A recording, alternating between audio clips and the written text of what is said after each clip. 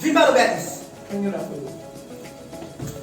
Mwen kone se, jan mwen kame la mèche mèche mè pou lou kè zozo nan ave madè mwen. Mwen kone se kouze madè mwen. Koba nda bunde?